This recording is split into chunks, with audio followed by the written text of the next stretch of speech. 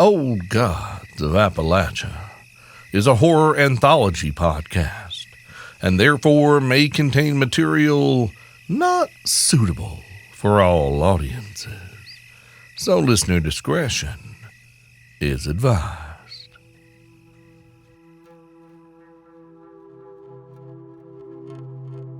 While Rachel Harlow toured the grounds of Penderyn with his nephew, Bonaparte Locke sat alone in the weathered gazebo at the center of what remained of the rose garden that had once been his mother's pride. It was situated away from the main house, in a secluded clearing on the far side of the apple orchards. Annabella Locke had wanted a place for private contemplation, a refuge from the duties and obligations that constantly required the attention of the mistress of a sprawling estate, wife to a powerful man, and mother of 4. Her husband had hired the finest landscape artists in the country, and his beloved wife had worked alongside them to build a space where she could cultivate the roses she loved so dearly. There had been blooms of every imaginable color lining the curved paths of smooth stone, climbing trellises and pergolas, and artfully framing marble statuary depicting rearing dragons, entwined vipers, and other serpents. His mother had tended the rose garden with her own hands, allowing the family gardeners to mow the grounds and pull the occasional weed, but no more. From all accounts, she'd had a deft hand with them, and varieties that were notoriously finicky had blossomed for her in abundance, growing thick and lush. She cultivated hybrids in shades so vibrant that a dinner party guest had once asked if she dyed the rosebuds used in her centerpiece. Roses responded to Annabella's touch as though ensorcelled, and perhaps they had been. Jameson Locke had never been able to bear discussing his lost love, and thus his children had very little idea of what gifts she might have brought to their bloodline. Upon her death, he had ordered that her garden be left untouched and forbidden anyone from tending to the roses. No one was permitted to walk its granite paths or take shade under the gazebo on a hot summer day. Even the groundskeepers could only wield their hedge trimmers so far as the orchard. Thus time and the damnable power of the green had their way with Bonaparte's mother's art. Weeds choked its walkways and strangled the more delicate blooms. The hardier cultivars overtook their fellows, sprouting long, sharp thorns and climbing unchecked over the elegant sculptures. Thick brambles obscured the intricate design of the beds, and some long-ago storm had punched a hole in the roof of the gazebo. Bonaparte had discovered the ruined garden when he was 10. And at first he had no idea what it was. His father had never discussed it, of course, nor had his older siblings told him about their mother's special place. At first he imagined he discovered the remnants of some old ghost town, abandoned long before his father purchased the property. It had been a grand adventure to explore the crumbling paths that wound through the thick brush studded with fragrant blooms, and he'd imagined himself a knight delving deep into an enchanted wood in search of the dragon's lair at its heart. Bonaparte had whiled away hours every day in what he felt was his own secret world, shirking his lessons and evading his tutors and siblings alike. His absences were eventually noticed and reported to his stepmother when he lost track of time one afternoon and failed to report for his usual lesson with the arbiter. Marlena had ordered the staff to search the house and grounds, but it was his elder sister, Patience, who eventually found him. It was she who'd explained the significance of his newfound sanctuary, who had built it, and the glory it had once known. It was the first tangible proof of his mother's existence the young Bonaparte had ever encountered, aside from himself and his older siblings. He had, of course, seen her portrait hanging next to his father's in the great hall, but every other trace of her presence had been packed away somewhere in deference to his father's grief. There was no closet he could go to see her dresses she'd worn, or vanity he could kneel before like a supplicant to smell her perfume or admire her favorite jewels. To the child whose entrance to this world had heralded her exit, she had always been more of a ghost story than a person. This was something he could touch. the work of his mother's own hands, hands that dug in this soil and touched these roots, if not the actual blossoms that surrounded them.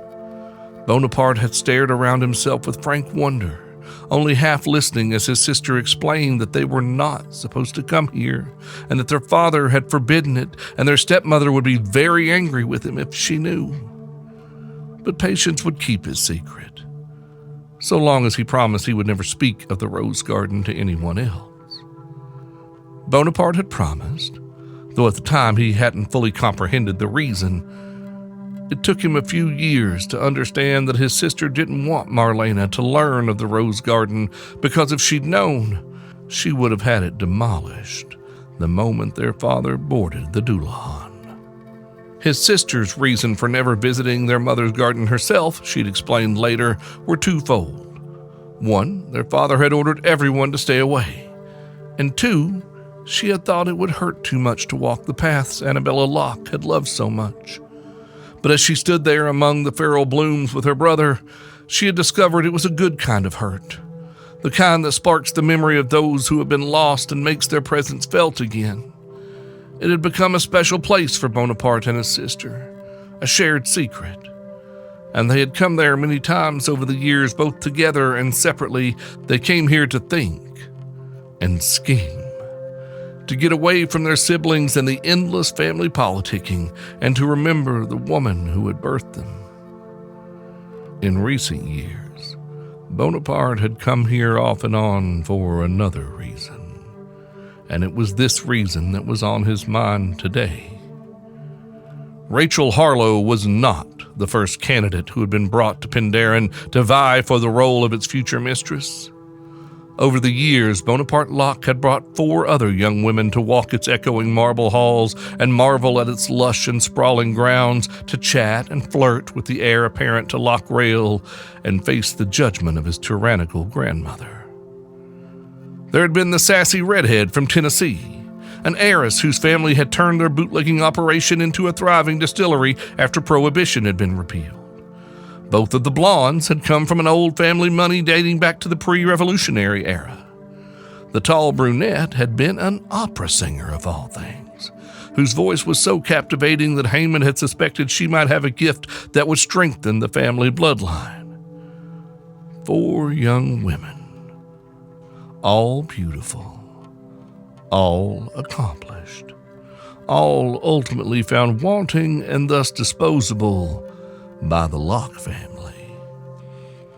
The man burdened with the responsibility of disposal was the same man who had brought them to Penderyn. He had buried each of them here, beneath the rich loam of his mother's garden, amongst the roses she had loved so much. Bonaparte Locke was not a praying man, nor a man with his faith in much of anything. But if he had been, he might have prayed now. Not to any gods, or even the monsters his family served with such fervor, but to his mother, that his own personal saint might watch over Rachel Harlow and see that his grave-digging days were done.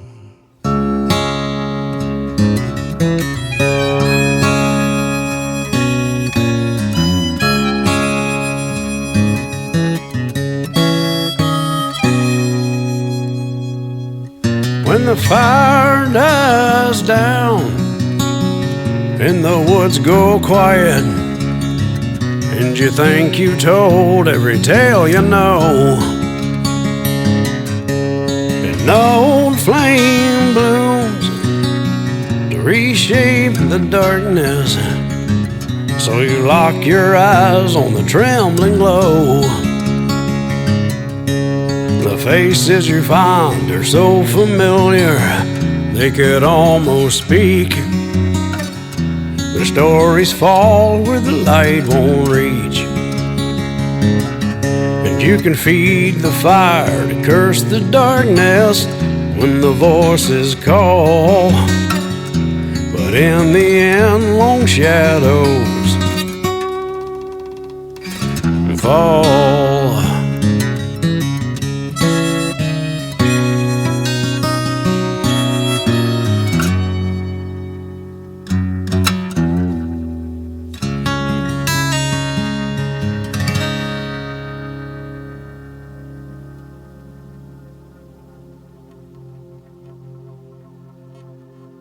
A little over a quarter mile from the main house on the sprawling grounds of Penderyn, tucked away in a cozy grove of copper beech trees, lay its magnificent little sibling, which the family referred to as the Lodge. While not a beat-for-beat replica of the majestic halls of Penderyn, the smaller house was still a mansion by any measure. Built in the same neoclassical revival style as the main house, it comprised 18,000 square feet of pure luxury, built for accommodating honored guests and visiting family members. The narrow, one-track lane that wound behind the lodge led to some of the more secluded spaces within the grounds, the orchards, the private fishing ponds, as well as the decaying rose garden of Bonaparte Locke's late mother. Bonaparte's handcrafted saddle shoes crunched on the gravel as he approached the servants' entrance to the lodge. He glanced around warily. To the naked eye, there didn't appear to be another soul for miles, but Bonaparte knew better than to trust that. There were eyes everywhere. A word in a tongue older than the rocks he stood upon slipped from his lips like a foul kiss, and the back door swung open. He stepped through it into the spacious, well-appointed kitchen. Rows of prep tables stood gleaming and clean. Pots and pans polished to a mirror shine hung from hooks on the wall, and every sort of cooking utensil waited in tidy bins, ready for use. When the lodge was at capacity, a full team of cooks and waiters was required to prepare and serve meals. Tonight, however, a solitary ancient woman stood over one massive stove stirring a pot of soup, a lone burner sizzling away under the cast-iron pot. "Afternoon, Mr. Bonaparte. Will you be joining us for lunch?" "Now, Nana, you know you don't have to Mr. me. How are you?" The tiny scarecrow of a woman didn't look up as she added a pinch of salt and a dash of pepper to the pot of soup, stirred, and then tasted again. "I'm well enough, sir. Just heating up some vegetable soup for the lady.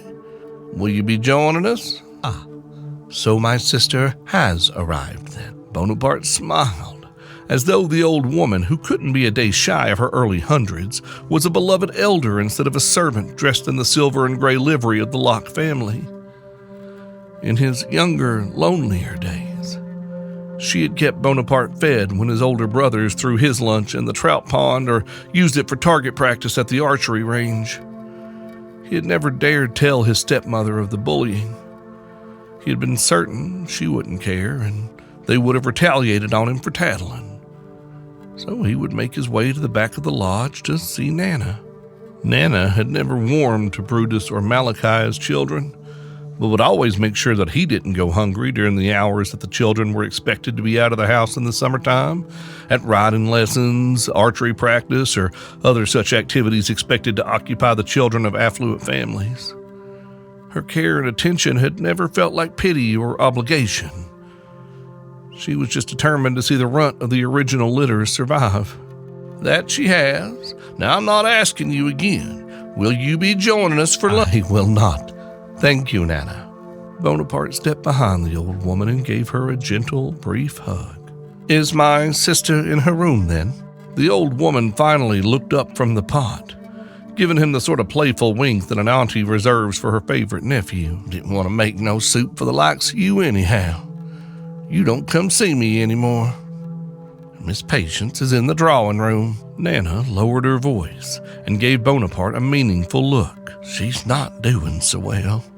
Do you have to bother her now?" Bonaparte flashed her an apologetic smile. "I'm afraid I do. We have the funeral to discuss and all that."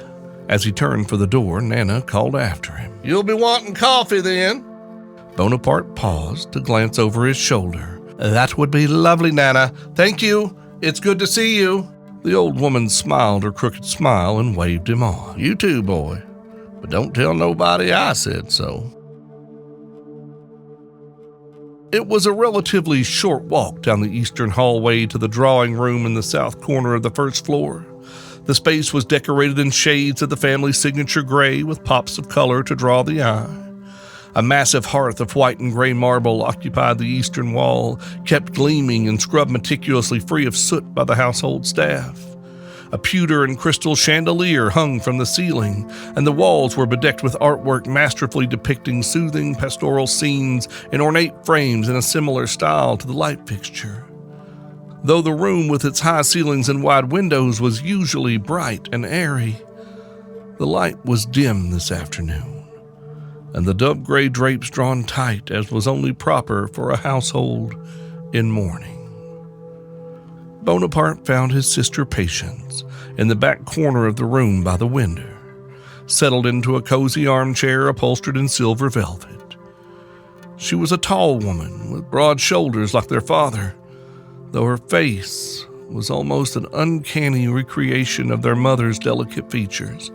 Their father often remarked that if he ever needed to see Annabella's face, he need not look at paintings or tintypes. He had merely to gaze upon the face of his only daughter. That lovely face was currently crumpled with quiet sobs as she sipped tea from a fine china cup, her hands trembling so badly that Bonaparte feared she might spill it into her lap. The delicate porcelain rattled as she carefully maneuvered it back to its matching saucer on the side table. She was dressed in a gown of deep gray wool, a shade or three darker than her usual palette, in recognition of her mourning. She, Brutus, and Mordecai had been peas in a pod throughout their childhood, while Bonaparte had been the rotten seed that, killed their mother. It was unfair to blame the child who survived the death of his mother in childbirth, but fairness had never been a core value in the Locke family, nor, Bonaparte supposed, could one really expect it of three grieving children. Being the eldest, Patience had known their father the longest. She had been 17 when Jameson Locke set out to find the true terminus, and she had begged her father to take her with him. She was his first student and the apple of his eye, and his departure after the early loss of their mother had broken something in Patience. She became a zealous devotee to their father's teachings as recorded in the Grand Manifest, and spent much of her time searching for hidden meanings and struggling to decipher secret codes she claimed to have found within the maddened ramblings on those sacred pages. She spent years attempting to commune with their father as he wandered the dark rails. For the first year or so after Jameson Locke's departure, she claimed that he had come to her in dreams and given her the peace she sought. When pressed by her brothers for what the old man had said and why he would say it to a mere girl instead of one of his own sons, she refused to answer. They were private messages for her and her alone. This led to such relentless teasing that she stopped talking about the dreams altogether. The dreams, however, did not stop, and Patience Locke had only fallen deeper into the well of longing for her father's return. Her stepmother tried for years to marry her off, but Patience either ignored or outright rebuffed the suitors sent to woo her. The final attempt came when Marlena arranged for her cousin to attempt to worm his way into the family. Danny Coleman was a brash, swaggering grease stain of a man who all but stormed into Patience's study, insisting that he was there to take her away from all these silly books and show her how a real man could complete her in ways that words on a page never could. Besides, Danny had posited, surely her old man was dead by now. Why should her prospects die with him? He had then taken her hand and slid the biggest diamond she had ever seen onto her finger. He thought he'd pitched a legendary proposal until he delivered his closing line. I mean, you can spend the rest of your life waiting for your daddy to come home, or you can accept that the man that your children will call daddy is standing right in front of you. Patience had slid the ring from her finger without a word, sneering down at the diamond as if it were some loathsome insect she'd found crawling up her sleeve. She gazed down at the oily little gremlin. Patience had 4 inches on the man easily, and shoved the ring into his mouth. Then she clapped her hand over his lips and looked into his eyes. She bored into his mind like a diamond bit drill, riffling through his memories as easily as through the pages of one of her books. The experience was rather akin to trawling through sewage. She saw the other women he'd harassed and badgered and the ones he'd harmed. She saw his parents who loved him, and his friends who thought he was clever. His whole life was laid bare before her mind's eye. Every word, every deed, every cruel and petty little thought spanning back to his earliest days. She gathered up those memories and wiped them all away. Like a teacher clearing a cluttered chalkboard after a particularly complicated lesson. She left his mind empty, scoured clean of every shred of his own identity. Then she had politely walked him out the door of her chambers and closed it quietly behind him. She returned to her reading without a second thought. When Marlena found the man wandering the halls of Pendarren, Danny Coleman had no idea who she was or who he was. He just kept asking what he'd eaten to make his tummy hurt so badly. Patience Locke had never married, and never would. There was only one man she wanted to see walk through the doors of Pendarren, and no suitor would ever supplant him in her heart. Her answer to any conundrum the family faced was usually a distracted mutter of, "Oh, Father will handle that when he comes home. Don't worry, Father will set everything to rights." Brutus and Mordecai made sure she attended board meetings when all of their signatures were required, but her obsession with her father's return had cost her greatly in terms of position and clout within Loch Rail. Her brothers had seen to it that she had whatever she desired, keeping her in luxury and comfort, safely out of the way of their ambitions, and then generally forgot about her. No one concerned themselves with Patience. Bonaparte watched as she took a deep, calming breath, clearly trying her best to settle her nerves and compose herself, only to slip back into bone-shaking sobs. Not wanting to embarrass her, Bonaparte waited for the right moment to approach his sister. Finally, he heard her sobs subside and her breathing steady. He had lifted one foot to step forward when she spoke. "I know you're there, brother. What do you want?" Bonaparte approached his sister cautiously. For all his charm and skill at gently persuading folks to do as he bade them, his older siblings scared the hell out of him. All three of them could see right through him. He could no more move their minds or sway their opinions than a breeze could influence a mountain. This is why he and Haman had bonded and formed their alliance. Mordecai had to go in order for Haman to claim Solomon, and they still didn't know what happened to Brutus, but his demise was still years down the road. Patience was no threat to the business and never had been. But now that Mordecai and Brutus were gone, how much further off the deep end might she go? Can a man not check on his sister? I am so terribly sorry about Brutus, my dear. I wish I could have come to tell you myself. I'm so sorry you had to find out from Cousin Hadrian.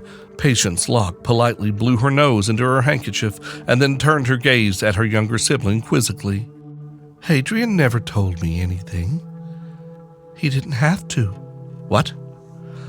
The man had direct orders to come to you as soon as we... Oh, he came by, but I already knew. Did you? And how did you find out? Did someone outside the family contact you? It was right there in the Grand Manifest, where all truth lives. Ah, I see. The Prophetic Index, Chapter 13. There will come an hour of the Ouroboros when a powerful serpent must swallow his own tail in order to save itself. Circles will close and many will die, but the greater host will sing the glory of the masters, and the traitors and the deniers will... Bonaparte held up a hand, interrupting as politely as he could manage. I can see what you're saying, but did someone tell you our brother had died? Oh, yes. I just told you. What? Who told you Brutus was dead? Father did. In his words and in my dreams. While I slept, I saw Brutus board the number 16 headed south. I saw a great gaping tunnel rise up before it on the track like the mouth of a man the size of a mountain. He opened his jaws wide and swallowed the train whole like it was nothing. Nothing. And then Father spoke to me. He said, Mordecai and Brutus are gone. You're on your own, my precious girl. You have to do it yourself. All by yourself. Patience dissolved back into hysterical tears, and Bonaparte knelt at her side, placing a comforting hand on her knee. Oh, you are not alone in this, Patience. I'm here. Your little brother is right here. Patience lunged forward and seized him by his shirt front, shaking him like a rag doll, her eyes wide, her mind lost in grief and zealotry. They're all gone! Gone, and I'm left alone. Mother is dead. My brothers are dead. Father is still so far away, and I'm all alone. It's up to me. I have to do it by myself. Why can't you understand? You're not alone, Patience dear. You have one brother left, remember? I'm right. Oh, please, you're hurting me. Patience locked through her little brother across the room, where he sprawled gracelessly on the floor. She rose to her feet, howling her grief to whatever gods might hear her, and as Bonaparte pushed himself back to his feet, an aged voice called out in stern but soothing tones. Nana had arrived with lunch. She tottered through the drawing room door with a tray bearing a bowl of steaming vegetable soup, a plate of saltines, and a teapot. Now, Miss Patty, that's enough of all that. Let's sit back down. See, I brought you soup and crackers, some more tea. Yes, there you go. Oh, Nana, thank you. I have to do it. I have to do it all by myself now. Did you hear? Yes, dear. Now let's just settle down and have a nice lunch. Bonaparte watched the old woman who had comforted him in his loneliest hours do the same for his sister. Patty? Who had ever called Patience that? He wondered how many of his siblings owed what peace they had known in their childhoods to the kindness of this woman. Nana glanced back over her shoulder at Bonaparte as Patience lifted a spoonful of steaming soup to her lips with shaking hands, blowing on it carefully. Nana nodded discreetly towards the door, then turned back to Patience. Let me see your brother out, and then you and I will have lunch. Maybe this afternoon we can work on our embroidery. How does that sound? Patience nodded happily, her spiral into madness forgotten for the moment. Bonaparte could understand. The soup smelled delicious. Nana's vegetable soup was the bright orange kind, with elbow macaroni and big chunks of soft carrots. The old woman took Bonaparte by the elbow and led him from the room, down the corridor and back through the kitchen to the door he had entered by. What are you doing getting her upset like that? You know better, boy. I'll get her calmed down. There's a little something in the soup that should soothe her nerves. She'll be in better spirits in time for dinner. You go on. Get yourself cleaned up. These are heavy times, young man, and your family needs steady hands. The back door of the lodge shut gently in his face, and Bonaparte turned to face the shadowed woods surrounding the house. He blew out a long breath and steadied himself. As he stepped back onto the gravel road, he sensed eyes on him, observing from a distance. He reached out with his mind, expecting to find one of Haman's security drones watching from some hidden perch, but could find no one. A branch cracked behind him, and Bonaparte spun around, his gifts rising to his call. From behind a particularly thick tree trunk stepped the prettiest white-tailed doe. Bonaparte relaxed. The doe held his eye for a long moment, and he smiled. There were deer all over the grounds. If he felt like he was being watched, it was just as likely one of them as any covert surveillance. He shook the thought from his mind, and when he looked up again, the chestnut-colored beauty was bounding away through the trees. He reminded himself sternly that he needed to get moving if he wanted a proper bath and several proper drinks before dinner. He had a feeling it was going to be a long night. I am the one with the cold black tongue. I know your every desire.